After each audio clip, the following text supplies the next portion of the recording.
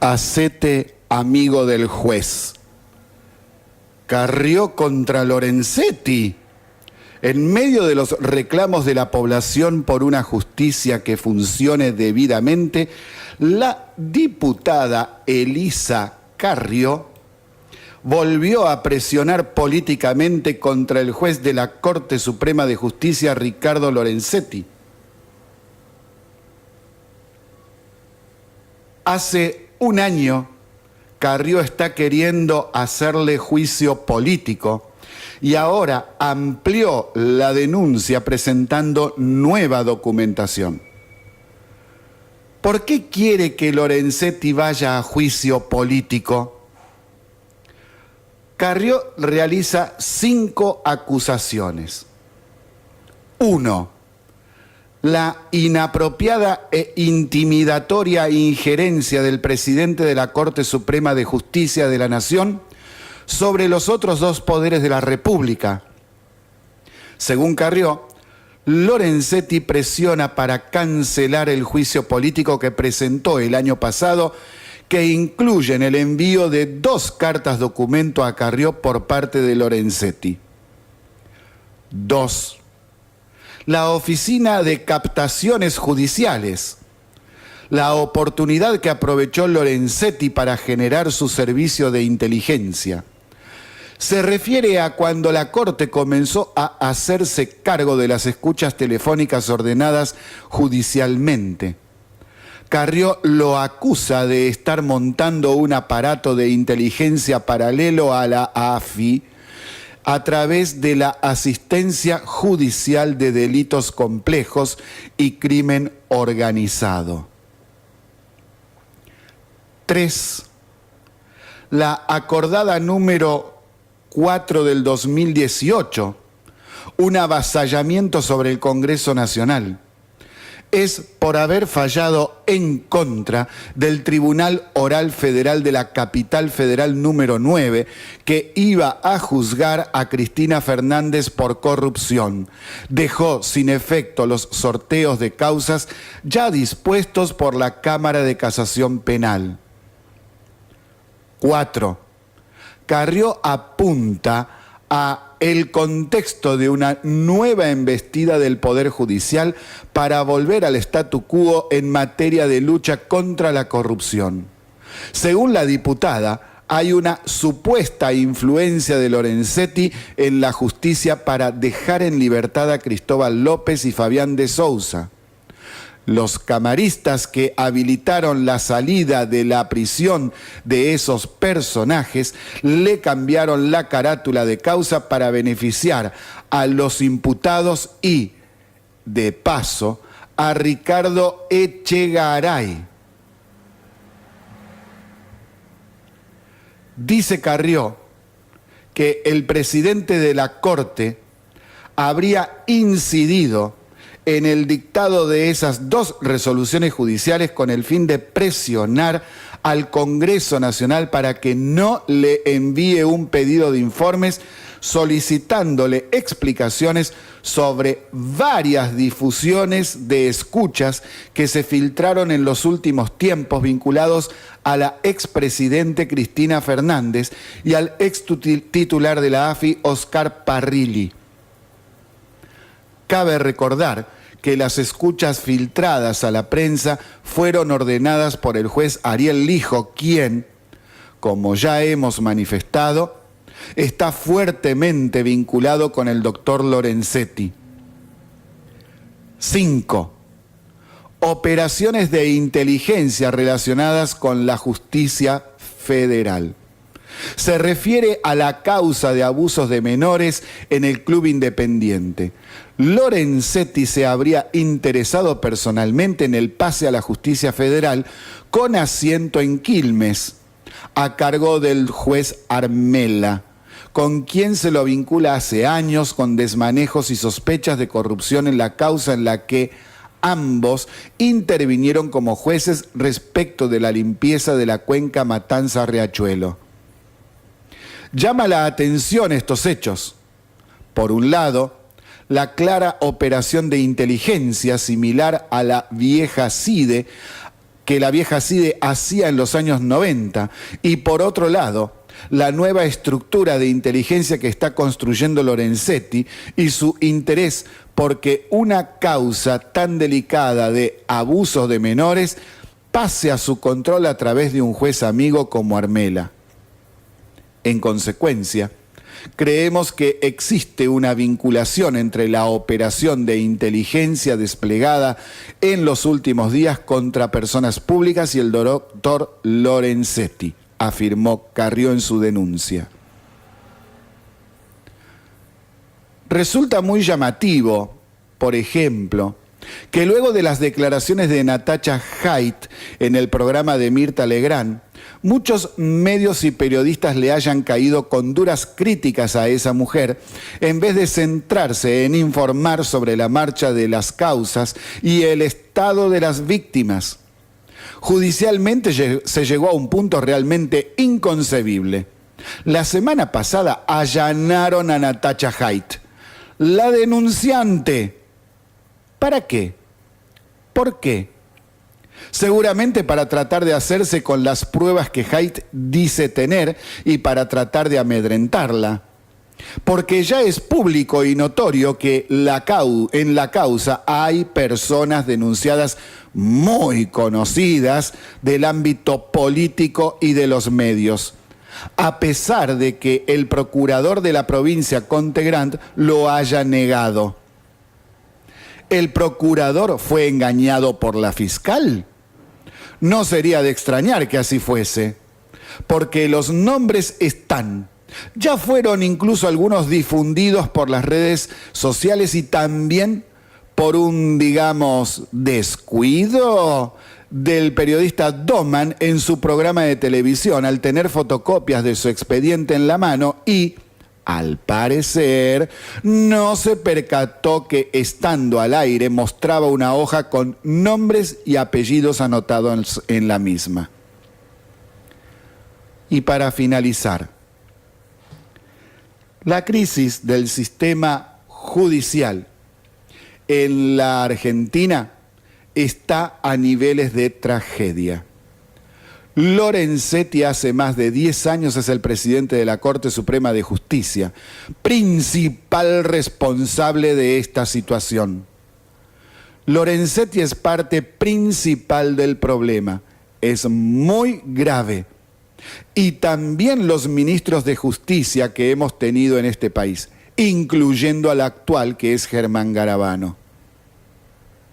Ahora escucharemos las palabras dichas por el constitucionalista Daniel Sapsay el pasado 12 de abril frente a Comodoro Pi en la marcha que la ciudadanía organizó a sí misma a través de las redes sociales y fue a reclamar a la justicia por, justamente, más justicia.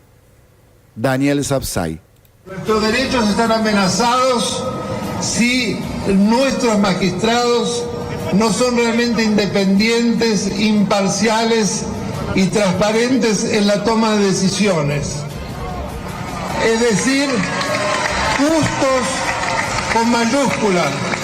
Nosotros queremos que nuestros jueces nos cuiden, no que se descuiden y representen y defiendan intereses que no tienen nada que ver con el bien común.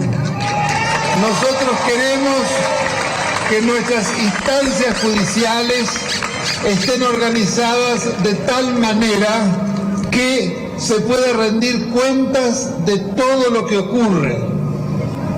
Precisamente hace muy pocos días hemos observado lo que ocurría en nuestro hermano país Brasil. Una Corte Suprema que deliberó a la luz del día. Una Corte Suprema que fundamentó de manera absolutamente expuesta, sin necesidad de hacerlo de bambalinas, sino con la velocidad y la transparencia que requiere un servicio tan importante, sobre todo cuando se lucha contra la corrupción. En nuestro medio, en cambio, nos fastidiamos con decisiones que no logramos comprender. Tal vez el hecho que más nos ha llevado a concluir esta noche fue lo que ocurrió con la liberación de Cristóbal López y de Sousa. No tanto por lo relativo a la liberación en sí mismo, sino por lo que se dio subrepticiamente o que se pensó que no se iba a ver, que fue recaratular el expediente para dar un salvoconducto que permitiera salvarlos y de ese modo que no hubiese ningún tipo de penalización frente a semejante latrocinio. Se habla de entre 8.000 y 20.000 millones de pesos. Eso es lo que precisamente no queremos.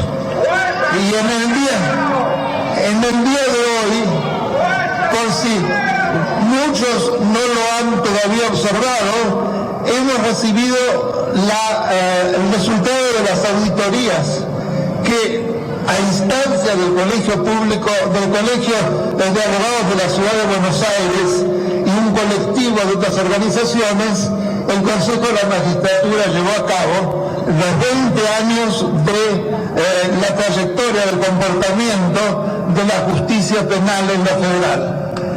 Y para decir solo un número, hay muchos otros, es muy serio, de las causas que llegan a corrupción, temas de corrupción, solo el 10% llega al procesamiento, que es una primera instancia.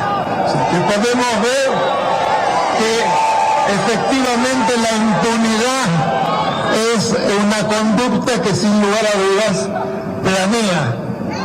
Si el Lavallato llevó 2 años, acá lo que surge de ahí es que las causas por corrupción tienen un promedio de más de 10 años. Se dan cuenta la diferencia y generalmente terminan en algún tipo de son cerradas. Frente a eso, yo hablaba de lo propositivo, tenemos que pensar en cuáles son los puntos que son absolutamente prioritarios para dar un giro en este estado de cosas. Un primer punto tiene que ver con el Consejo de la Magistratura. El Consejo de la Magistratura es un organismo que cuando se lo creó con la reforma de la Constitución de 1994, se lo hizo para despolitizar y despartidizar el proceso de designación y de remoción de los magistrados. Sin embargo, ha ocurrido exactamente lo contrario. Es decir, desde la composición, en donde la Constitución habla de los 5 sectores que deben estar representados, una necesidad de equilibrio, sin embargo, encontramos que el sector político tiene 7 representantes sobre 13, sin la mayoría aplastante. Que, por otra parte, los mismos legisladores, de esos 7, 6 son legisladores, lo que es una inconstitucionalidad tan obvia. Una persona no puede desempeñarse al mismo tiempo en 2 poderes.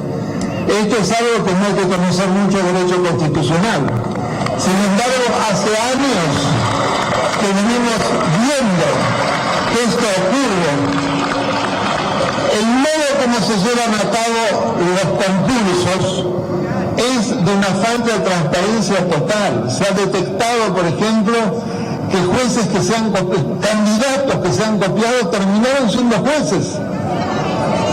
Y que hoy, en un caso bien notorio, está al frente de un juzgado federal en lo penal y es el que entiende muchas de las más importantes causas. Ahora bien, en su momento, esto se judicializó para conseguir una respuesta de modo de declarar la inconstitucionalidad de la actual ley en vigencia. Yo creo que hoy hay que trabajar sobre una nueva ley. Hay que realmente, si me permiten, dar patas arriba y modificar absolutamente todo. No depender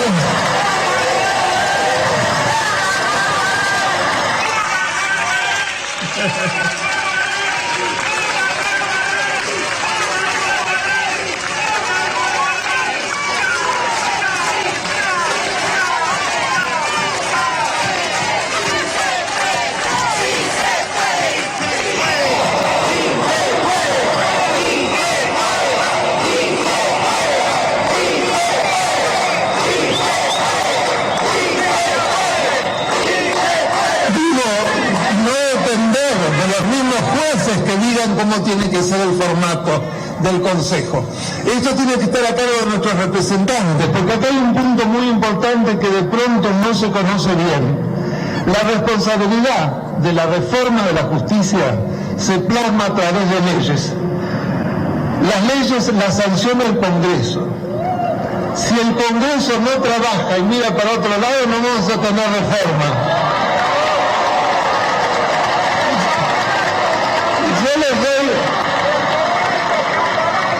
Yo les doy un ejemplo. La ley de extinción de dominio, o mejor dicho, el proyecto, veo que todos saben de lo que hablo, tuvo media sanción de diputados, pero hace un año que duerme en el Senado. A alguien no le gusta que se sancione. Es una ley fundamental. Ahora, cuando hablamos de reformas, tenemos que dar ejemplos que nos pueden dar optimismo. Los proyectos que presentó la gobernadora Vidal en el día de ayer son excelentes. Por ejemplo, en el caso del Consejo de la Magistratura, creo que el modelo que se propone, que tiene como base el sistema francés, la existencia de una escuela de la magistratura, como posibilidad de formación y selección, no de la decisión del dedo de algunos.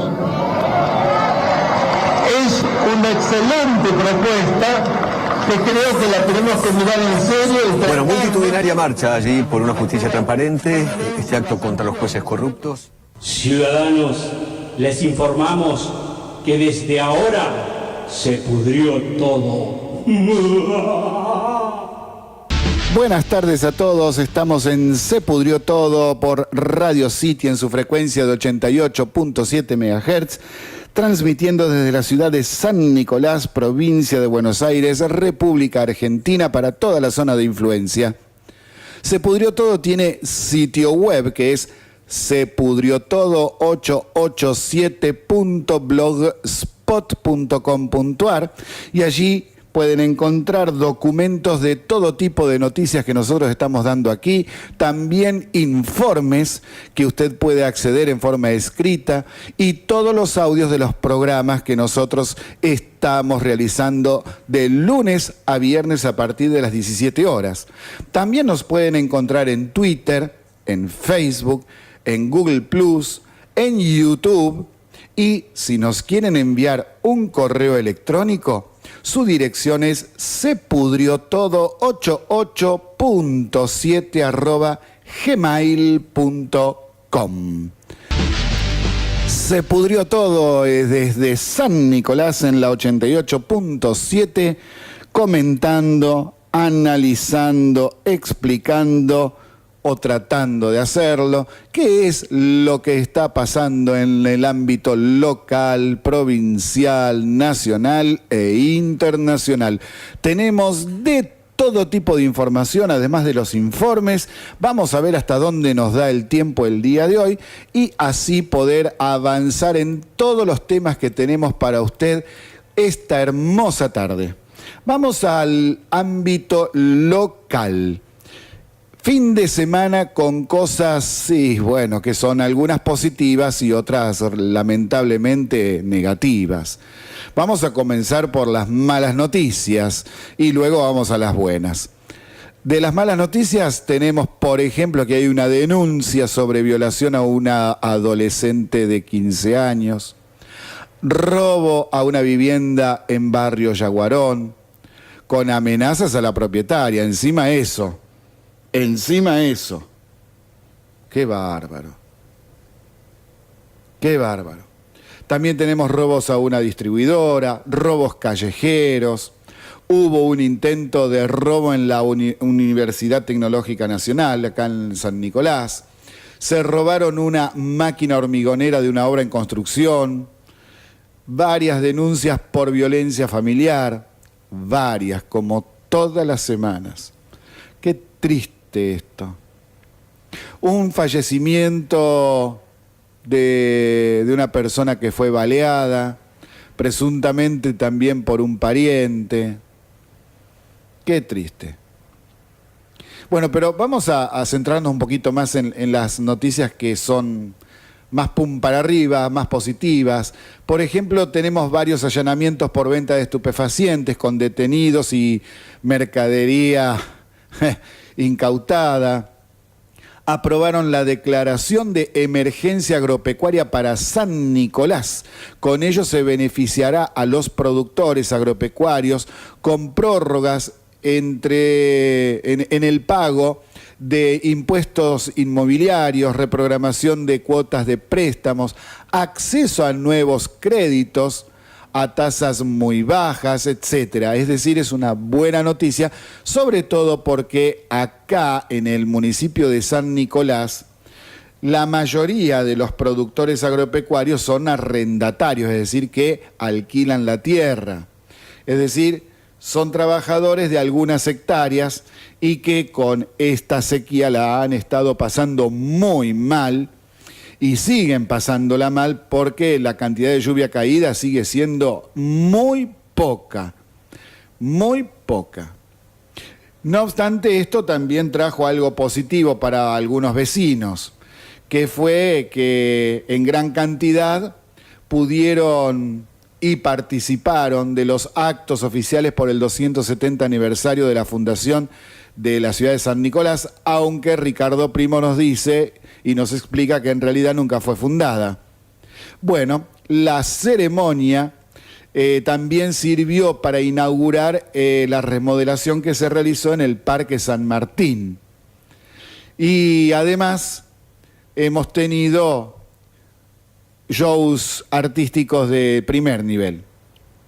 También tenemos otra noticia que es del ámbito judicial y es que aprobaron la designación de María Teresa Otella como asesora de incapaces de San Nicolás. Esta es una buena noticia también que nos sirve a todos para ir ordenando todo lo que tiene que ver con las instituciones. Por otro lado, hay algunas cuestiones que no las pusimos en noticias buenas o malas, sino aparte. Y vamos a ver por qué. Es decir, a ver, por otro lado, tenemos que la maestra jardinera que fue acusada de maltratar a un niño accionará penalmente contra familiares del mismo y pidió protección para ella y su familia. El abogado de la maestra del Jardín de Infantes del barrio Somisa dijo lo siguiente: La denunciada Natacha Astore se ha presentado espontáneamente a la justicia y ha negado rotundamente la existencia del hecho, demostrando que jamás pudo tener ocurrencia un acto de esa naturaleza. ¿Y por qué dice esto? Bueno, porque según la docente no se encontraba presente el día y la hora en que le endilgan el maltrato a ese alumno. Entonces Natacha ha manifestado que tan falsa es la denuncia que al momento que se dice que el niño habría sido maltratado, la docente no se encontraba presente.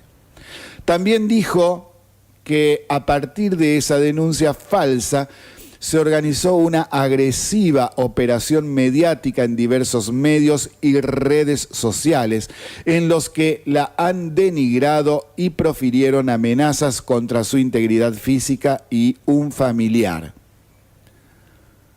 La maestra jardinera acusará por amenazas y daño. Y sí, es lo que decíamos en varios programas anteriores, refiriéndonos a este caso en particular como a tantos otros. Hay que tener cuidado con las noticias que se difunden porque muchas veces pueden ser falsas. No digo que sea este caso. a lo mejor es verdadera y bueno, la justicia accionará y se demostrará la culpabilidad o la inocencia de la docente. Pero cuidado porque hay muchas noticias falsas y siempre hay que tener en cuenta lo que se dirime en la justicia. Mucha gente se prende en cadenas y mete la pata al ser falsas o no comprobadas judicialmente y realiza comentarios y, como en este caso, hasta amenazas contra una persona, insultos, etc. Si es verdad que la maestra acusada no estaba en el jardín de infantes cuando se le endilga el maltrato, entonces ya estamos ante una prueba irrefutable de que lo que se denunció sobre ella es mentira. Y entonces ahora, ¿qué es lo que pasa? Bueno, hay que esperar que la justicia realice la investigación y resuelva en consecuencia con la presentación de pruebas, que es lo que corresponde. Entonces, queremos repetir acá el tema de el tener sumo cuidado en las redes, porque muchas veces nos encontramos con cadenas, con avisos que realmente no son verdad. Como comentábamos en programas anteriores, es justamente lo que ahora se le está endilgando a Facebook, que la misma red Facebook difundía noticias falsas, justamente porque le había vendido los datos de 50 millones de estadounidenses a una empresa que luego accionó para que esos 50 millones de personas pudieran direccionar su voto en la manera de lo posible hacia Trump. ¿Y cómo lo hacían? Y le mandaban noticias falsas sobre acusaciones a Hillary Clinton, que era la otra candidata, la contraria a Trump o la principal rival de Trump. Y de esa manera entonces es como que le cambiaban la opinión a la gente. También lo hacen para tratar de venderte un desodorante. Alguien que le tiene bronca a un vecino empieza a revolear que es un pedófilo y le publica la foto y le inventa que violó a... Bueno, entonces, cuidado. Cuidado porque sobre todo los menores están expuestos a todo esto, a los engaños, y ya estamos preparando un pequeño informe para explicar sobre todo a los padres y a los adolescentes algunas de estas cuestiones para que estén prevenidos cuando interactúan con otras personas en la red, sobre todo en sus redes sociales personales. Vamos a pasar ahora a las noticias provinciales, vamos al ámbito provincial. Hay algo que es inconcebible e indignante. Miren, cuando le cuente esto no lo va a poder creer, porque no puede ser. Resulta que en el Consejo Deliberante de Morón hay una presidente que es la concejal Natalín Farabelli, quien en agosto pasado fue mamá. Sí, tuvo un hijo. La concejal no tomó licencia y siguió ejerciendo el cargo de presidente del Consejo Deliberante con el bebé en brazos y hasta lo amamantó en algunos tramos de las sesiones. ¿Y qué fue lo que pasó en Morón? En la primera sesión ordinaria del año, Hernán Sabatella, que es hermano del exfuncionario del gobierno de Cristina Fernández, le gritó descontroladamente a Farabelli, quien pidió que no le grite y que respete a una mujer. A Sabatella le siguió el jefe del bloque masista del Frente Renovador, Jorge Laviusa, quien le reprochó que no se haya tomado licencia por maternidad. Ahí saltó la taba, dijo mi abuelo. Sí, aunque usted no lo pueda creer, le espetaban a los gritos desaforados que no había tomado licencia por maternidad, diciendo que no le convenía al oficialismo el reemplazante que quedaría en su lugar. Farabelli, la concejal recientemente mamá, tomó la palabra y dijo que, y escuche bien, no existe la licencia por maternidad para las legisladoras. Dijo, no tomé licencia porque si lo hacía perdía mi sueldo y mi obra social. Calculo que usted no lo sabe, pero no existe la licencia por maternidad para legisladoras. Por eso estuve acá, embarazada hasta la última semana, cumpliendo con mi labor.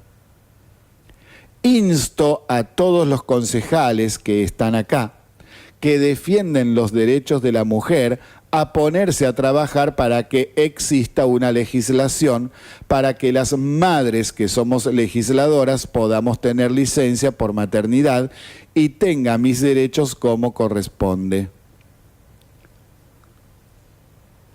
¿Ya salió de su asombro?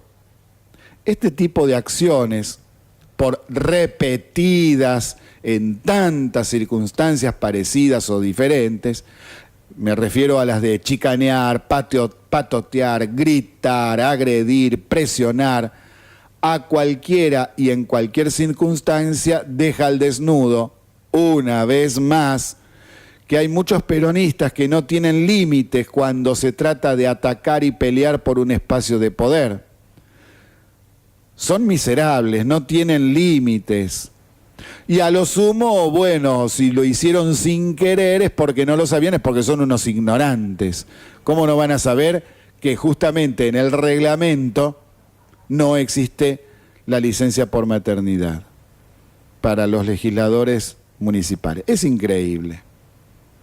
Realmente es indignante. No podía salir de mi asombro cuando me enteré de esto. Y ahora vamos a otra opereta. La opereta del fin de semana, ¿cuál fue? Esta vez el sindicato docente UDOCBA salió a decir que Sanchezini, director de Cultura y Educación de la provincia de Buenos Aires, inició una caza de brujas porque le pidió datos sensibles a las escuelas. Dicen que debían enviarle información de los equipos de conducción de los establecimientos educativos, como correo electrónico, página web, Facebook, Instagram, para hacerles un seguimiento sobre sus ideas. Es opereta e información falsa porque es lo que ha pedido todos los años y desde hace años el gobierno anterior también, información a las escuelas sobre los datos de la escuela y si tiene página web esa escuela y también en redes sociales. También se piden los datos de los directivos y jefes de departamento para comunicarse con ellos en forma más directa, a fin de organizar redes, informar sobre capacitaciones, cursos en línea, etc. Ver si la escuela tiene sitio web y cuáles son las direcciones para subirlas al sitio web de la Dirección General de Cultura y Educación. Cualquiera puede subir ahí, va a ver que hay gran cantidad de sitios web de otras escuelas. Es más, en años anteriores, bajo la presidencia de Cristina Fernández, se obligó a los institutos superiores a tener una página web cuyo servidor y dirección le daban a ellos desde Nación. Y era obligatorio, desconociendo que había institutos superiores que ya tenían sus sitios web reconocidos incluso internacionalmente, como el del Instituto 127 de San Nicolás. Muchachos, si quieren hacer oposición solo para ver si ganan algunos votos más, entonces busquen otras estrategias. Pero la política sucia no corresponde y encima ni siquiera tienen imaginación porque esto que están diciendo ahora es lo mismo que dijeron el año pasado. ¿Y por qué? Porque todos los años llega el instructivo de que envíen esa información. Y es el mismo instructivo que mandaba Scioli. Otra prueba más de que los sindicatos, en su mayoría, solo buscan crear problemas y siguen en el siglo XIX. Estamos en el siglo XXI, queridos. En el siglo XXI es necesario tener esos datos para armar las redes de comunicación. Y, en todo caso, Si una escuela no quiere decir que tiene un Facebook para informar a sus docentes y alumnos de las familias, que lo ponga en la planilla, que no lo ponga directamente. ¿Cuál es el problema? Claro, quizá sea que algunos tienen cola de paja y ¿qué querrán que no se difunda? Quizás sea que hay escuelas como las que he visto desde hace tiempo que en sus redes sociales difunden llamados a voltear al gobierno. En tal caso no corresponde hacerlo, ya que son instituciones que deben tener seriedad y regirse por el respeto a la Constitución Nacional, sobre todo siendo escuelas en donde tienen que enseñar esto. Otra cosa es que haya docentes que en sus redes personales dicen lo mismo y que publican etiquetando a la escuela esos llamados golpistas para que todos los puedan ver. Si quieren que los vean, ¿qué pasa? ¿Ahora no quieren? Es un problema ético. En lo personal, la gente puede decir lo que quiera. Para eso se garantiza la República. Pero si un docente hace llamados a hacer un golpe de Estado y hace militancia política con sus alumnos, eso no corresponde. El que lo hace, en realidad, no es docente. Tema pesadito y recurrente, porque ya van varias veces que lo venimos tocando a este tema desde el año pasado. Parece que hay gente que no entiende la diferencia entre ser una persona que publica lo que quiera y otra en su función y rol de docente. Saliendo de este tema y entrando a otra opereta, no sé todavía. Tengo que seguir averiguando. Lo que averigüé es bastante, pero me queda la duda, yo por las dudas voy a seguir viendo. Resulta que el gobierno provincial está en un plan de achicar la planta de diversos ministerios ofreciendo retiros voluntarios y salidas acordadas de gente que está con contratos, sobre todo esa. Ya vimos que el sindicato ATE a los bancarios hace 2 semanas les distribuyeron una circular falsa con una firma trucha de la gobernadora María Eugenia Vidal. Es decir, los muchachos ya nos tienen acostumbrados a todo. ¿Qué pasó ahora? Hay un medio en La Plata que se llama Realpolitik y hay otros 2 menores también de la misma ciudad que difundieron hoy por la mañana, bien tempranito, el siguiente titular. Cito: indignante, 2 puntos. En pleno ajuste, Scarsi nombró 30 amigos en planta permanente sin firma de Vidal.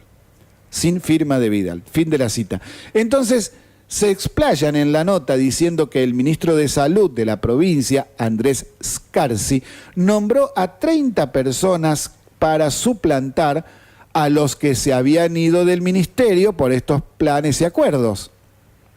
Y dicen que no se entiende que estén sacando gente para bajar los costos y por otro lado toman igual número para suplantarlos y que son todos amigos del ministro. En un primer momento, cuando uno está leyendo esto, dice, claro, lógico, el ministro está loco. Pero al avanzar más en la nota, vemos que la nota dice que ingresaron sin que el ministro tenga el decreto firmado por la gobernadora para poder ingresar al personal. ¿Cómo? Sí, o sea, dicen que contrató a 30 personas, pero luego en otro párrafo dice que no tiene el decreto de Vidal para poderla nombrar. Más abajo dice que el nombramiento por resolución ad referendum de personal va por la ley 10.430, pero esa ley dice que solo se puede tomar gente con un decreto de la gobernadora. Una total contradicción. ¿Será otra opereta o están difundiendo noticias falseadas y no son así los hechos? Porque de ser cierto que Scarsi contrató a 30 personas y encima amigas para suplantar a 30 que se fueron del ministerio, estaría cometiendo hasta un delito. No es un error administrativo esto. O la noticia es falsa o Scarsi se tiene que ir. No obstante, a mí en lo personal hasta ahora me huele a una opereta más proveniente del interior del ministerio, promovida por gente que difunde noticias falsas, tan de moda en estos últimos tiempos. No solo en nuestro país, también en el resto del mundo. Ahí tenemos lo que hablábamos hace un ratito del caso de Facebook. Seguiré este tema para ver en qué queda. Por ahora les comento que esta mañana, luego de leer semejante noticia, consulté con 3 personas del Ministerio de Salud de la provincia y me dijeron que nada sabían al respecto. Que eso olía muy mal en el doble sentido. Por un lado, si llega a ser una noticia falsa. Ahora, si no es una noticia falsa, el ministro de Salud va a tener que presentar la renuncia porque eso no se debe hacer. Y es una falta muy grave. Vamos a ver cómo es el asunto. Hasta el momento, gente que trabajaba en el ministerio no sabía al respecto. Vamos a ver qué pasa. También en la provincia sigue la discusión sobre la habilitación o no de Pharmacity y es un problema que también trae aparejado grandes discusiones. Ya a esta altura observo que la oposición está expresando cualquier pavada, están diciendo cualquier cosa. Es decir, a ver, ¿por qué no se quedan en los temas serios? Porque ahora hay legisladores de Unidad Ciudadana que plantean que peligraría la atención de jubilados. Señores, ¿tanto les cuesta ir a la capital federal donde Pharmacity funciona hace años y averiguar allá si peligró alguna vez la atención a jubilados? ¿De qué están hablando? Si algo no les gusta, no inventen. Presenten hechos y argumentos ciertos y superadores, pero no inventen mentiras. No va a eso. Acá, incluso en San Nicolás, están diciendo que si viene Pharmacity van a cerrar las farmacias de barrio. Señores, Pharmacity no iría o no va a ir a los barrios si llega a entrar, va a poner un local en el centro. Y aún así, poniéndolo el local en el centro, las farmacias del centro no corren peligro. A lo sumo, si les bajan un poco las ventas, tendrán que ingeniársela para poder mejorar los servicios a sus clientes. Como hicieron en Capital Federal. En Capital Federal no son todas Pharmacity, ¿eh? Ojo. Acá el problema serio es el legal. Y es serio porque, como dicen algunos legisladores, incluso Bonelli acá de San Nicolás, que le da justo en el clavo, es que el artículo 14 de la ley de farmacias para la provincia de Buenos Aires dice que el dueño tiene que ser una persona física con nombre y apellido y no una sociedad anónima. Esa es una crítica como corresponde. Pero no empecemos a inventar para justificar que haya muchos argumentos cuando en realidad no es así.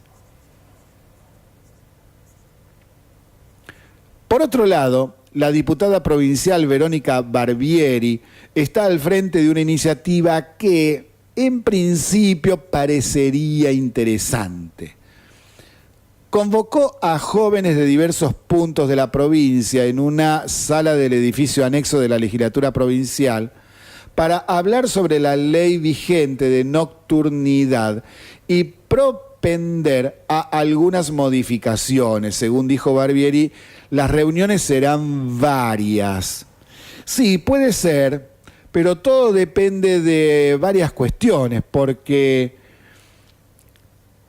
hay que tomar en cuenta que los adolescentes tienen varias leyes vigentes al respecto. Por ejemplo, les tienen prohibido venderles alcohol. Sin embargo, ya sabemos qué es lo que pasa en la realidad. Entonces, por más que podamos cambiar leyes para proteger a nuestra juventud, porque haya una ley nueva no significa que automáticamente el problema se termina.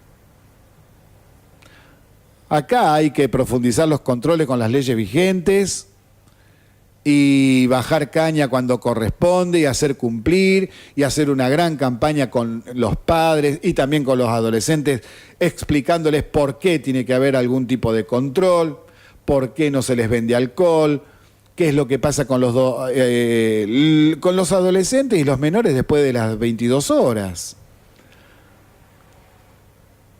Hay mucha cuestión acá de yo hago lo que quiero, los padres por ahí se desentienden para no tener una discusión en casa. Y no es así. No debe ser así. Seguimos en Se Pudrió Todo desde la ciudad de San Nicolás, provincia de Buenos Aires. Y siguiendo en el ámbito provincial, hay una noticia, un tema más que una noticia sobre Santa Fe, la provincia del ámbito político. Resulta que el gobernador Lifchitz está promoviendo una reforma constitucional, de la constitución de la provincia.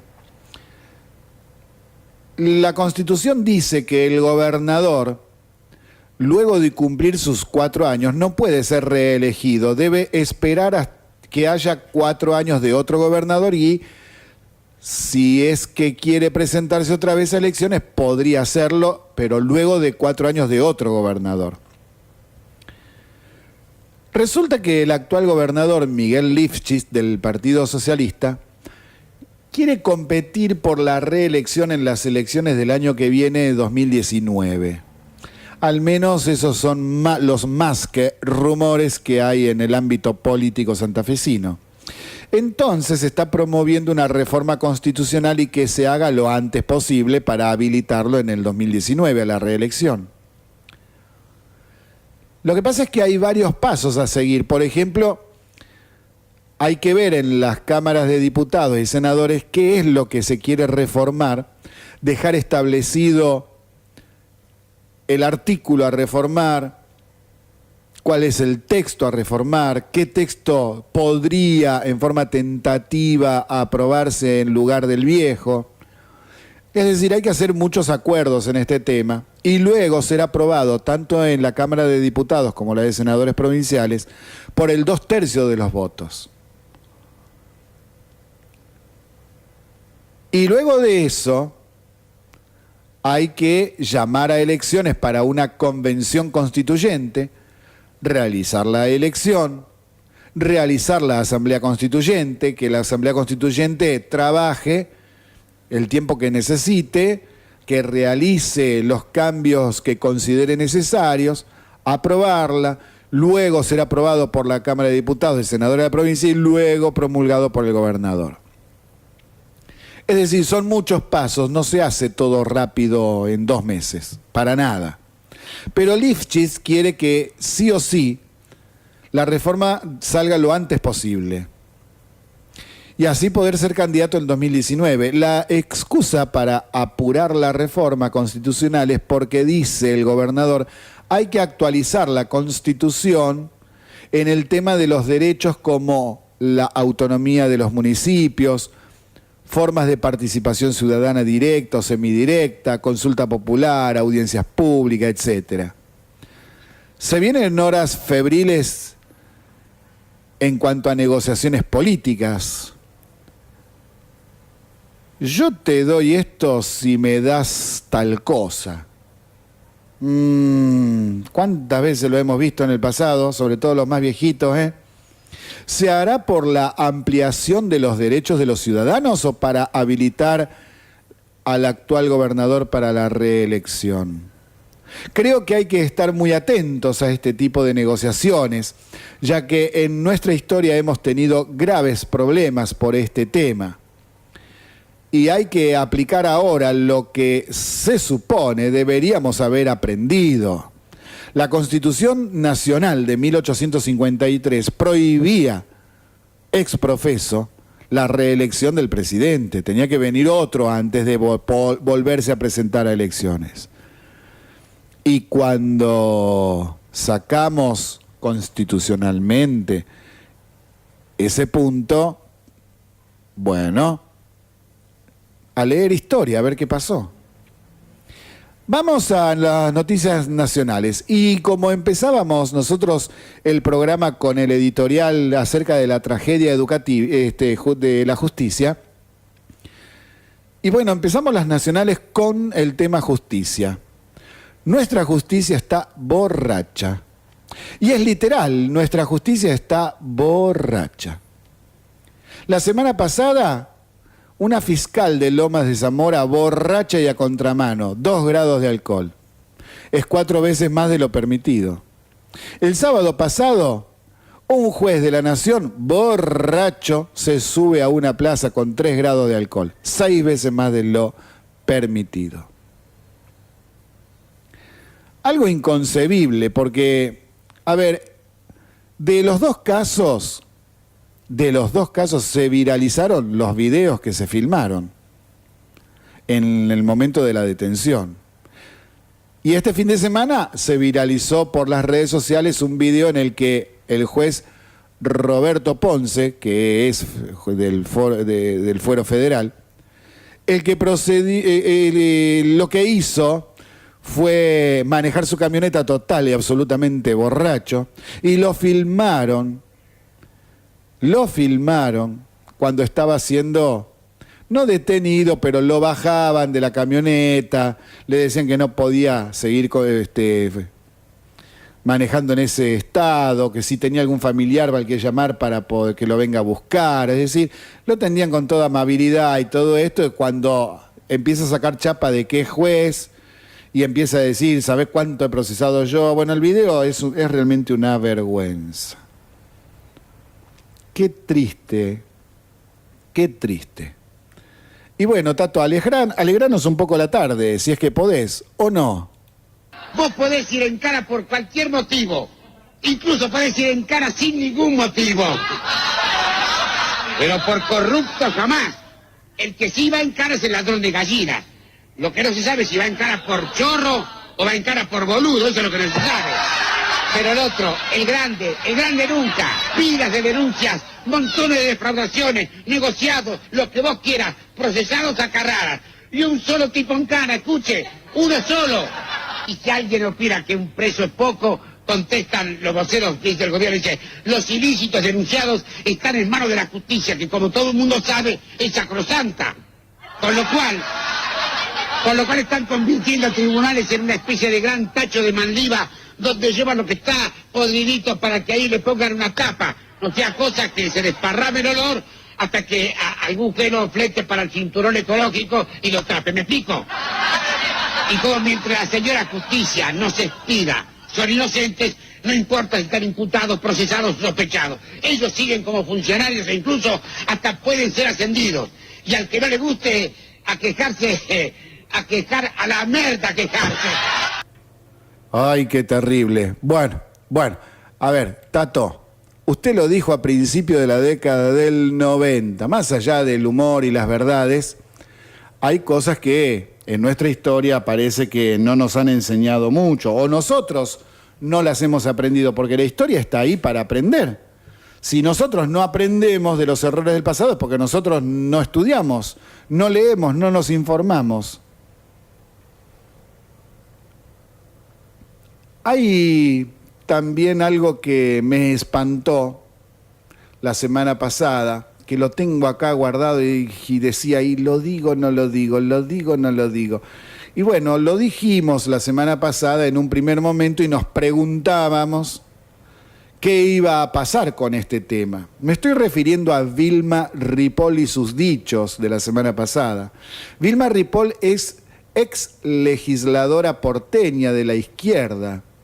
En un reportaje que le realizaron el martes de la semana pasada frente al Congreso de la Nación, donde se estaba manifestando a favor del aborto, realizó declaraciones que, como dijimos el miércoles pasado en este programa, ya le ocasionan problemas judiciales. Vilma Ripoll es enfermera y dijo, cito, en 40 años como enfermera realicé más de 500 abortos. Fin de la cita. El miércoles dijimos lo siguiente, Un fiscal debería ya mismo estar actuando ante la confesión de un delito reproducido más de 500 veces. Se realizó una denuncia por el fiscal de instrucción Marcelo Carlos Romero, a cargo de la Fiscalía número 6 de La Plata, quien argumentó, tras leer el artículo que Ripoll realizó expresiones a las que se pondera la comisión de un delito de los delitos tipificados por la actual normativa penal argentina, el tema del aborto, en el que protege nada más ni nada menos que el derecho a la vida. Según la visión del fiscal, estas expresiones superan con holgura la simple libertad de expresión y se internan en el plano de la ilegalidad. En el texto de la denuncia se aclara que hasta tanto el Congreso decida lo contrario, el aborto es delito. En ese sentido, el fiscal Romero funda su acusación en los artículos 213 del Código Penal y en el 285, 286 y 287 del Código Procesal Penal. Pero acá veo un problema. Señor fiscal, la sanción de las leyes no tienen carácter retroactivo. ¿Es fiscal y no sabe eso? No, señor fiscal, lo de Vilma Ripoll es un delito que no prescribe, hasta puede ser tipificado como lesa humanidad. Y aunque el Congreso apruebe la ley de legalización del aborto, Ripoll realizó más de 500 delitos antes de su aprobación. Pero hay otro problema, porque el fiscal la acusó a Ripoll de apología del delito, que es querer justificar un delito o hablar positivamente de cometerlo, y no por haber realizado los abortos. A ver si se entiende. En fin, en este caso también veo que se repite lo que he dicho muchas veces. O son incompetentes, o son ignorantes hasta de las propias leyes, o son cómplices y solo hacen estas cosas para ganar prensa, salir en los diarios y luego que todo quede en la nada. No es lo mismo apología del delito que haber hecho el delito. No es lo mismo decir está bien matar a la suegra que ir y matarla. No es lo mismo. Dios mío. Hasta este tipo de cosas, todo hay que explicarles, todo. ¿Cómo puede ser? Y un tema que también es recurrente y es grave, para mí es grave, para la convivencia política y aprender a respetar las ideas de los demás. Este fin de semana he podido ver cómo los críticos al gobierno nacional y los defensores del gobierno nacional se enfrentan en las redes por un mismo tema y diciendo cosas totalmente contrarias sobre un mismo hecho. En este caso se trata de la conversación que tuvieron en el programa de Mirta Legrand el sábado pasado, el diputado de Cambiemos Nicolás Massot y el economista liberal José Luis Espert, sobre diferentes intercambios producidos en la conversación. Las redes sociales tuvieron a defensores de uno y de otro, planteando que lo destruyó, que le ganó la pulseada discursiva, que lo aplastó, etc. Sí, todo tiene que ser así, todo tiene que ser destruir al otro, ganarle, aplastarlo. No se puede conversar, no se puede intercambiar ideas, no se pueden tirar ideas superadoras. En realidad, los dos tuvieron intervenciones en que dieron sus versiones sobre la realidad y diciendo verdades, y verdades a medias también, pero también chicanearon y faltaron el respeto al otro. Por ejemplo, Espert le dijo a Massot, la única rebaja del gasto público en serio que hubo, porque todo lo demás es chamullo, fue la baja de subsidios que se hizo con el tarifazo. Verdad a medias, porque en sí Spert no tiene en cuenta, por ejemplo, lo que Massot le contestó, que Spert no tiene en cuenta que, por ejemplo, el PAMI, solo en medicamentos oncológicos, bajó ya 1.800 millones de pesos al año al renegociar los precios, y también le dio otros ejemplos, como el de Aerolíneas Argentinas y la baja en varios impuestos equivalentes a 2 puntos del déficit fiscal. Pero lo que no me parece bien es que se hayan chicaneado, se dijeron cosas fuera de lugar. Spert le dijo chamullero y Massot lo comparó con el Tano Pazman. Eso es bajo nivel, de parte de los dos. En las redes, defensores de uno y otro destacaban lo que les convenía para decir que ganó uno u otro. ¿Tanto cuesta decir la verdad? ¿Por qué se defiende hasta cualquier límite en vez de sentarnos a pensar tranquilamente sobre las cosas que se dijeron y poder hacer una evaluación constructiva teniendo en cuenta las verdades, separando las chicanas y pudiendo avanzar en el entendimiento de los problemas existentes? ¿Tanto cuesta? En esa mesa también estuvo Gustavo Vera, quien fuera invitado luego de que éste realizara una apretada judicial al programa para estar sentado a la mesa y hacer su derecho a réplica por los dichos de Natacha Haidt. Massot le espetó varias cuestiones a las que Vera no pudo contestar como corresponde. Por ejemplo, viajes con Moyano y, lo más grave, que presentó un informe trucho con sellos falsos de la Policía Federal en el caso de Sergio Maldonado, y eso es un delito gravísimo. Repito, es un delito gravísimo que tiene pena hasta de prisión efectiva, y hasta el momento nada de nada al respecto de esto. No sé qué están esperando. La verdad, deja pensando qué es lo que está sucediendo con Gustavo Vera en ese caso, porque hace varios meses que estamos dando vuelta, 6 meses que estamos dando vuelta con este tema de la denuncia trucha, y no pasa nada. ¿Pasará algún día? Por otro lado, la justicia ordena que todos los bingos paguen ganancias. Sí, escuchó bien, la justicia ordena que los bingos paguen el impuesto a las ganancias. Sí, ya sé, está sorprendido porque no pagaban ese impuesto y usted sí debió hacerlo trabajando todos los días. Así lo dispuso la Cámara de lo Contencioso Administrativo Federal.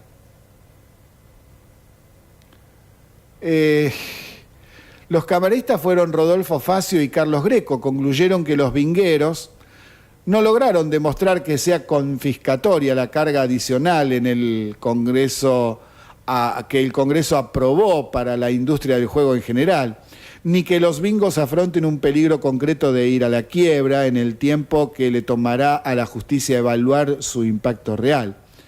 Es que una causa iniciada por la AFIP, al parecer en este tema, que no es un tema menor, en este tema sí se estaría cambiando. Veremos si queda efectivo que paguen el impuesto a las ganancias o no. Veremos cómo sigue este tema, porque seguramente habrá apelación de parte de estos de los vingueros. Y bueno, entonces, desde este punto de vista, ya sabemos que los tiempos de la justicia, cuando son temas de gente importante o donde hay mucho dinero en juego, se toman su tiempo los muchachos. Se toman su tiempo los muchachos. Por Dios. Se pudrió todo desde la 88.7 de San Nicolás Y vamos a seguir con un problema importante. Realmente es muy importante y genera algunas discusiones que, bueno, está bien que se discuta, pero me parece que hay algunas veces en que se chicanea bastante.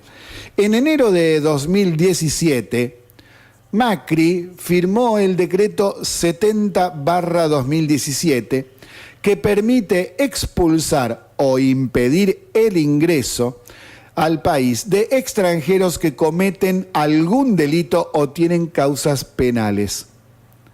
Ante la oposición de algunos organismos de derechos humanos, el tema cayó en la justicia. Un juez avaló el año pasado este decreto, pero luego la Cámara lo rechazó. El ministro del Interior, junto con el ministro de Justicia y la Procuración Nacional, el Gobierno Nacional cuestionó ante la Corte Suprema de Justicia la sentencia dictada por la Sala 5 de la Cámara en lo Contencioso Administrativo Federal que había objetado el decreto 70/2017. Ahora, tengamos en cuenta algunas cuestiones, porque se está hablando de no dejar entrar al país o expulsar del país a los extranjeros que sean delincuentes y también a los que tengan causas penales todavía no resueltas. Ahora, si los organismos de derechos humanos consideran que está bien que extranjeros delincuentes sigan en nuestro país y hasta puedan venir desde el exterior, ¿por qué no los cobijan en sus casas? ¿Por qué no invitan a todos los terroristas del mundo y creamos el paraíso narcoterrorista de Argensauria? Porque esta medida tiene que aplicarse no solo para tender a tener mayor seguridad para los argentinos, sino porque se están firmando acuerdos internacionales por los cuales Argentina, como también los demás países, deben ayudar a la persecución de delincuentes en el mundo. Entonces, las bases de datos de delincuentes se llenan con lo que aporte cada país. Entonces, cuando usted presenta, por ejemplo, su documento en migraciones o el pasaporte, habrá notado que ponen ahí unos datos en una computadora y esperan que la computadora dé algún resultado para sellarle el pasaporte, por ejemplo. Bueno, justamente que están buscando a ver quién es usted. Si es un delincuente que está siendo buscado por la Interpol, y bueno, ahí nomás la persona que le recibió el documento o el pasaporte dará aviso a las autoridades pertinentes para que lo detengan. Lamentablemente, hay gente que se porta mal. Si todos fuésemos como Jesús o la Madre Teresa de Calcuta o Buda, que no tuviésemos ningún mal dentro, y bueno, ni los países existirían. Es más, hasta me atrevo a decir que las leyes tampoco harían falta. Pero esa no es la realidad que estamos viviendo. Entonces, gente como Horacio Berbisky, que fue uno de los que estuvo en contra e hizo la apelación, deberían recibirlos en su casa, ya que tanto les gustan. Porque si no, ¿qué hacemos? También vamos por los derechos humanos y volteamos todos los sistemas de reconocimiento facial que hay en todos los aeropuertos del mundo para justamente tratar de enganchar a estos delincuentes, a los terroristas. ¿Está de acuerdo? Hacemos eso. Tiramos abajo todos los controles y que sea el viva la pepa, ¿no es cierto? Estaría contento Berbisky, ¿no es verdad?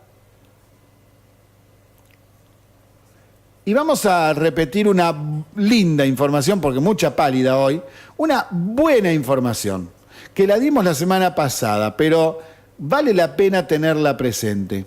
Ya se fabrican en la Argentina las primeras torres de generación eólica.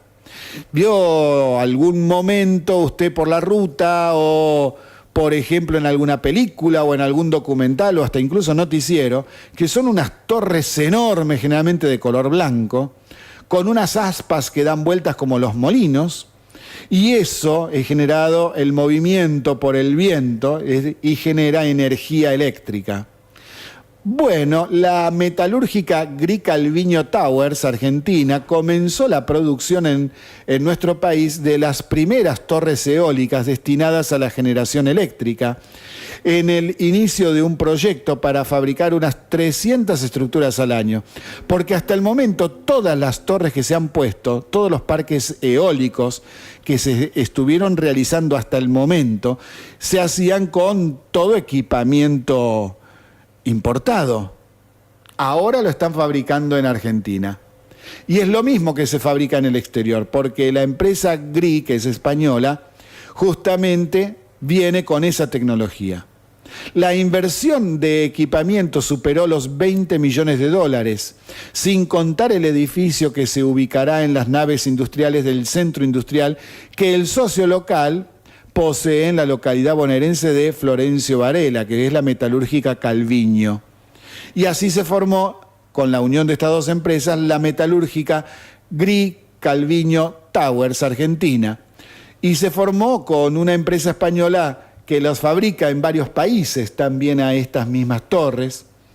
Y en nuestro país ya se hacía imperioso que se haga realmente acá, porque además tenemos muchos planes para desarrollar la energía eólica, son muchos millones de dólares que nos va a costar esto, y es mejor que queden en el país y no que se vayan afuera, ¿no es verdad?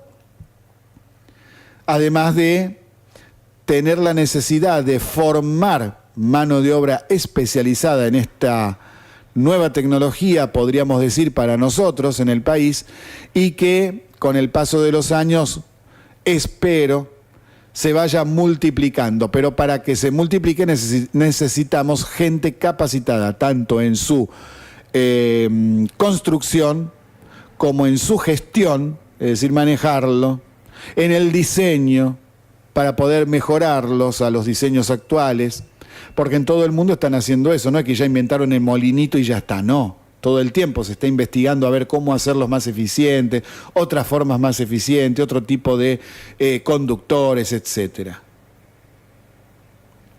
Y también hay otra información que es muy importante tener en claro, y es lo que decíamos la semana pasada sobre el procesamiento a Guillermo Moreno por el tema de la alteración de los índices del INDEC y que a principios de marzo pasado había sido sobreseído. Esta causa es muy importante porque se juega mucho la Argentina en esto, tanto si es sobreseído como si es declarado culpable. Porque si es sobreseído, nuestro país no tiene seguridad jurídica debido a que la alteración de los índices del INDEC fueron alevosas. Y entonces esto provocó que haya muchos inversores, muchas empresas, muchos bancos, etcétera, y sobre todo la ciudadanía, que se vieron muy perjudicados porque si la inflación era de un 10 y decía Moreno que era en realidad del 2, hay un 8% ahí que alguien se lo está comiendo. Y entonces la gente perdió muchísimo dinero por el tema de las actualizaciones mal realizadas.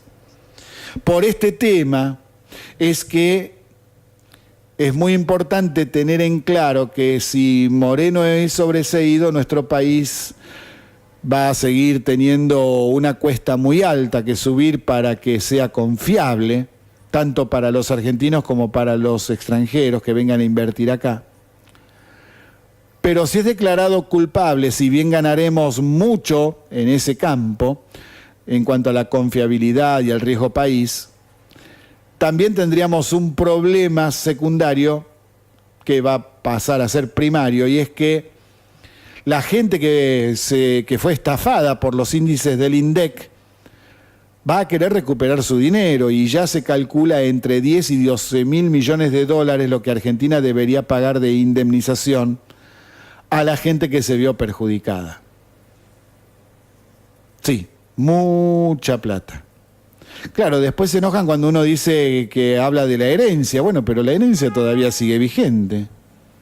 Es lamentable, pero es así. Otra noticia que tiene que ver con el tema de las denuncias telefónicas, que estuvimos hablando ya programas anteriores. Ante el tema de las denuncias contra, por ejemplo, Lorenzetti y todo esto, hay algunas cuestiones que habría que tener un poquito más en claro. El Gobierno Nacional propuso por medio de su ministro de Justicia, Germán Garabano, que la gestión de las escuchas telefónicas vuelvan a la Procuración General de la Nación. Acá el tema es quién tiene el control de la gestión de la Dirección General de Intercepción y Captación de las Comunicaciones, único organismo del Estado que puede pinchar teléfonos por orden judicial, como usted ve muchas veces en las películas. ¿Por qué tanta disputa que va para un lado, que viene para el otro, que quién se hace cargo?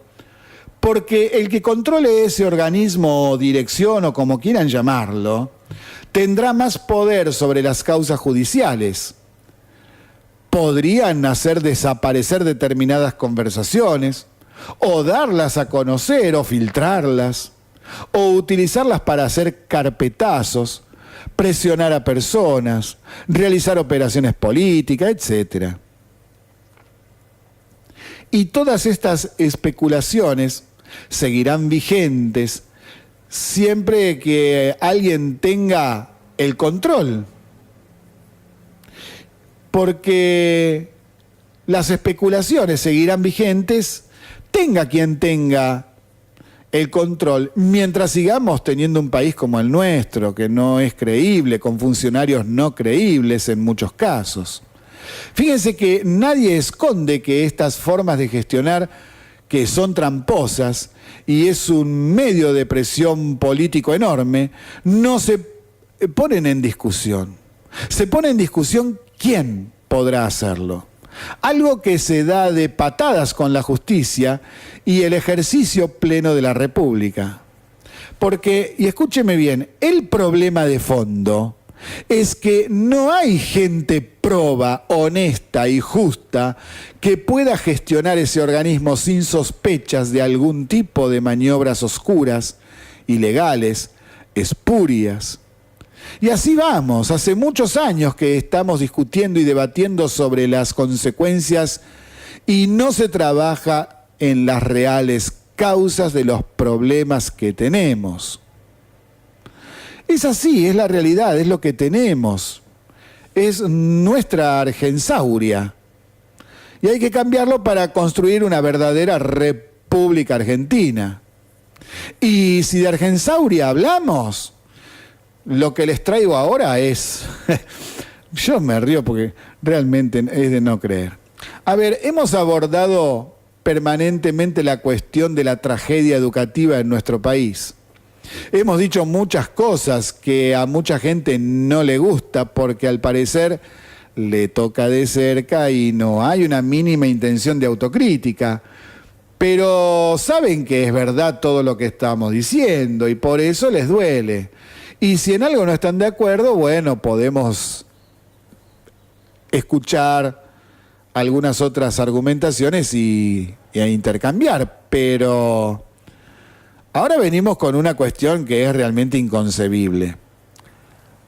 Resulta que la Facultad de Medicina de la Universidad Nacional de Rosario está realizando un curso de postgrado que se trata de medicina tradicional indoamericana. Sí, no es chiste. Así de bajo es el nivel universitario en muchos lugares de nuestro país. Gente que no tiene la más pálida idea de qué debe hacer una universidad. Perdieron el rumbo, no saben dónde están parados, ignoran a dónde tienen que ir, ignoran cuáles son sus funciones específicas. No saben. Y aclararemos por qué, debido a que seguramente a algunas personas les parecerá bien. El asunto es el siguiente, y es que la universidad tiene dos funciones básicas y centrales. La primera, realizar investigaciones de acuerdo con los paradigmas científicos aceptados y acordados mundialmente. La segunda, formar profesionales. Pero en ese orden. Primero la investigación científica y luego formar profesionales. En este caso específico, la medicina tradicional indoamericana, lo que en realidad podrían hacer en la Facultad de Medicina de la Universidad Nacional de Rosario es investigar esas prácticas de la medicina tradicional indoamericana, ver qué usan y para qué dolencia, si realmente dan resultado o no, y luego publicar los resultados de sus investigaciones. Es decir, enseñar a investigar y enseñar a ver si realmente curan o no curan algunas de estas medicinas no tradicionales. Es decir, no pueden darlas por sabidas en un curso de posgrado cuando esto no es así, y en todo caso desconocen los estudios previos que ya se realizaron en otras universidades y que a nada positivo arribaron. Pero esto no es lo único. Sí, hay más. Y es que también en la Facultad de Medicina de la Universidad Nacional de Rosario están dictando otro postgrado sobre prácticas supuestamente curativas que también se dan de patadas con todos los estudios científicos ya realizados sobre ella. ¿Y qué están haciendo? Un posgrado en flores de Bach, llamado Las esencias florales en el cuidado de la salud. Y los presentan como postgrados.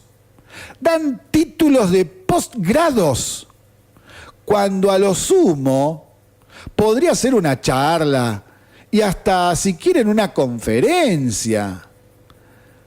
Pero no dar un título de postgrado universitario en cosas que o no están comprobadas realmente, o sí lo están, y en forma negativa.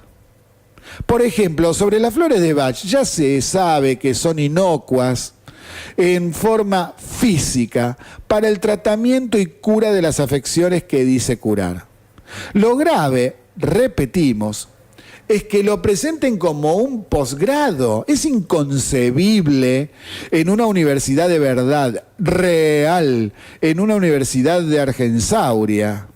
Entonces, señores, no se enojen cuando realizamos críticas a instituciones y a sus gestores y a determinados personajes que se desenvuelven en ellas, porque son ellos los que nos dan letra a nosotros para realizarle las críticas. Es que parecemos una escuelita de África a principios del siglo XX, cuando nuestra universidad era de las 10 mejores del mundo en aquella época. Hoy es inconcebible el nivel en el que hemos caído. Y ya entramos en el último bloque de Se Pudrió Todo hasta las 19. Y entramos con todo, con una patada bien dada al sistema institucional. La diputada radical Aída Ayala fue acusada de irregularidades cuando era intendente de la ciudad de Resistencia, provincia del Chaco. Pidieron la detención de una diputada de Cambiemos acusada de lavado de dinero y otros delitos. Se trata justamente de Aída Ayala. Hasta diciembre fue funcionaria del gobierno nacional. Su ex yerno ya está detenido por la misma causa. es por contratos realizados en la época en que era intendente de Resistencia. Fue 3 veces elegida para ser intendente. Son contratos por licitaciones en recolección de residuos a los que se le suman los delitos de evasión y asociación ilícita. En 2015 fue elegida para ser diputada nacional. Perdón, en 2017, el año pasado. Entonces, cambiemos qué posición va a tomar respecto de esto, porque es muy parecido a lo de Cristina Fernández, en donde se le pide el desafuero. Bueno, Cambiemos dejó en claro que cuando llegue al Congreso el pedido de desafuero, ellos lo van a tratar y no pondrán excusas para no hacerlo. Lo mismo aseveró la misma diputada Aida Ayala, que se pondrá a consideración de las investigaciones judiciales en marcha. Bueno, al menos una actitud muy distinta respecto de otros legisladores acusados de delitos que siguen escudándose en sus fueros para no ir presos. Pero, siempre hay un pero, veremos si eso se cumple, a ver si lo que dijeron de Cambiemos se va a cumplir o no lo van a cumplir. Vamos a ver, esperemos que sí. Y algo gravísimo que tiene que ver con lo que veníamos hablando la semana pasada del exgobernador de Jujuy, Eduardo Fellner. La semana pasada tratamos la detención del exgobernador de Jujuy, Eduardo Fellner, acusado de ser partícipe de la asociación ilícita de la Tupac Amaru para robar dinero. 1.300 millones de pesos destinados a la construcción de viviendas que no se construyeron y que el dinero no aparece por ningún lado. Se solicitó su detención. Fellner viajó desde la capital federal el viernes pasado hacia Jujuy, donde fue detenido inmediatamente por orden judicial. Cuando el viernes pasado presentaba declaración indagatoria, sucedió algo inconcebible. ¿Tenemos que volver a poner el audio de Tato Bores? Bueno, por hoy no. Los fiscales llamados Liliana Fernández de Montiel y Diego Kusel, más el titular de la Oficina Anticorrupción, llamado Joaquín Millón Quintana, se retiraron de la sala después de un entredicho con el juez y los abogados del exgobernador. ¿Pero por qué? ¿Qué pasó? El asunto fue así. El juez debía leerle a Fellner, el acusado, las acusaciones en su contra y decirle qué pruebas hay en el expediente para luego pasar a la indagatoria. Esto es algo básico y fundamental del procedimiento judicial contra un ciudadano o sobre un ciudadano. La defensa de Fellner pidió saltear ese paso diciendo: ya conocemos las acusaciones y pruebas. Eso despertó la queja del fiscal Fernández de Montiel, que sostuvo que de no cumplirse con ese paso se estaría ante una violación del Código Procesal Penal y ello abriría paso a posibles medidas de anular todo el proceso. Y eso es así, es verdad.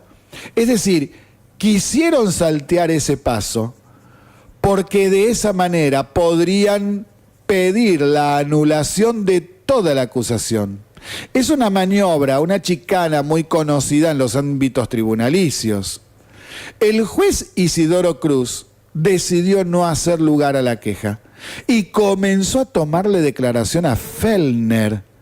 Sí, como podemos ver, al parecer, estaba arreglado el juez para realizar esa maniobra inconcebible.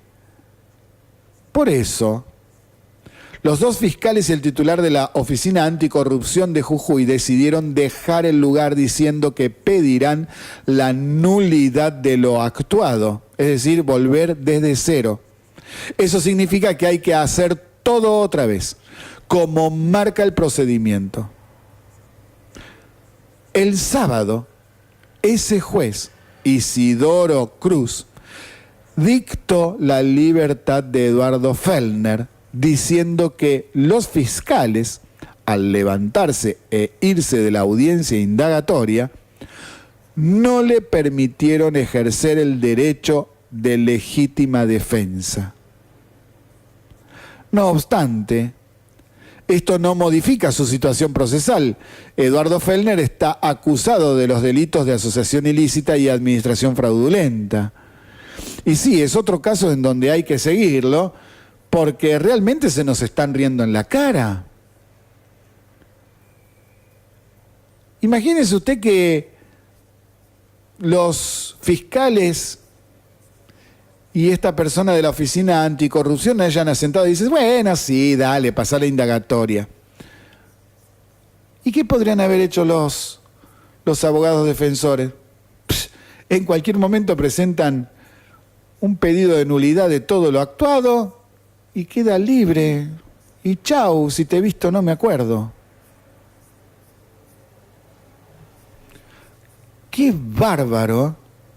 Al menos hay algunos vecinos argentinos que no se callan la boca. Mire lo que pasó. 200 vecinos del Tortugas Country Club firmaron una carta para evitar que se designe a Jorge Ballestero como socio. El camarista es inquilino nuevo. El 30 de marzo pasado, Clarín reveló que el juez Jorge Ballestero, el que dejó en libertad a Cristóbal López, y el cambio de carátula a contrario de derecho, había alquilado una vistosa residencia de 2 plantas, galería, jardín y pileta, ubicado en el Tortugas Country Club. Ballestero pagó 2 años de alquiler por adelantado. Fueron $120.000. Los vecinos pidieron por carta firmada, más de 200, que denieguen a Ballestero su ingreso como socio adherente del club, del country. En los argumentos esgrimidos se expresan que Ballestero es una contracara de la ética, la moral y el espíritu que declaradamente rige la vida pública de ese barrio cerrado ubicado en Pilar. Vaya, vaya. Hay un dato accesorio y es que no es para pensar mal, pero llama la atención. El contrato fue firmado 1 o 2 días después de haber firmado la absolución de Cristóbal López y Sebastián de Sousa, y también de Sousa. Una casualidad, una pequeña casualidad. Hoy no tenemos tiempo para desarrollar un tema que trata sobre un desaparecido que no era desaparecido. Lo vamos a tratar mañana. No nos da el tiempo porque hay algunas cositas para decir. Hay que explicar alguna cuestión. No nos da el tiempo, nos tenemos que ir antes. Así que la vamos a pasar un poquito de alto y la vamos a ver mañana. Entonces por ahora vamos a dar algunas cuestiones cortitas. En la 8ª Cumbre de las Américas celebrada en Perú el viernes y sábado pasado, el primer ministro de Canadá, Justin Trudeau, invitó a la Argentina a participar del G7 como país observador. La próxima reunión del G7 se realizará el 8 y 9 de junio en la ciudad de Quebec, país Canadá. A ver, el G7 es como el G20, pero más acotado a las principales potencias del mundo. Y nuestro país fue invitado por una de esas 7, Canadá, como miembro observador. Si esto no es entrar al mundo, la verdad que entrar al mundo no sé lo que es. ¿Puede traer beneficios? Por supuesto, pero todo depende de cómo se haga, porque también esos supuestos beneficios se pueden transformar en perjuicios. Y ya en la historia argentina hemos tenido muchos perjuicios sobre cosas que tienen que ver con las potencias del exterior. Todo depende de cómo se haga. Vamos a también seguir este tema. Una información sobre el tema de Milagro Sala. La investigan por haber hecho más de 80 viajes al exterior realizados entre el año 2008 y el 2013. Hay viajes a Estados Unidos, Qatar, Francia, Italia, Uruguay, Bolivia, Chile, Perú, Cuba y Venezuela. Durante esos años recibía millones de pesos para construir viviendas que nunca se realizaron. Y hoy el dinero no se encuentra. Entonces, ahí tenemos la principal de las causas por las cuales está detenida.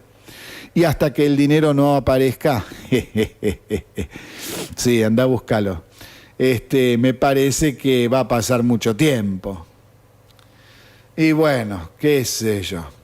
Una cuestioncita que quería comentar respecto del tema del aborto, aunque el tema del aborto vamos a seguir tratándolo mañana, porque mañana tenemos sesión en diputados, vamos a ver cómo es el tema.